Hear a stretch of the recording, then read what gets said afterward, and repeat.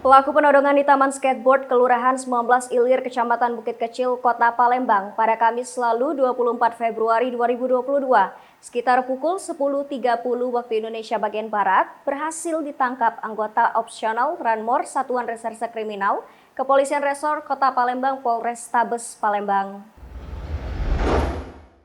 Husni Mubarak alias Badai 35 tahun, pelaku penodongan di Taman Skateboard ditangkap pihak Polrestabes Palembang pada Jumat kemarin, 25 Februari 2022 pukul 21.30 waktu Indonesia bagian Barat, tak jauh dari kediamannya di Jalan Fakih Usman, Kelurahan 1 Ulu, Kecamatan Seberang Ulu 1. Kapolrestabes Palembang Kombes Pol Muhammad Ngajib melalui Kasat Reskrim Kompol Tri Wahyudi Sabtu 26 Februari 2022 mengatakan, pelaku penodongan di Taman Skateboard ditangkap berkat laporan korban Syarif Hidayatullah berumur 22 tahun.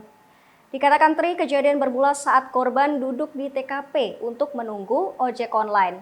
Pelaku tiba-tiba datang mendekati korban kemudian mengambil paksa ponsel milik korban.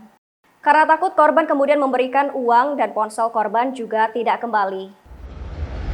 Setelah itu pelaku langsung kabur akibat kejadian tersebut. Korban melaporkan kejadian tersebut ke Piket SPKT Polrestabes Palembang. Akibat ulahnya, pelaku terancam hukuman penjara selama 5 tahun penjara.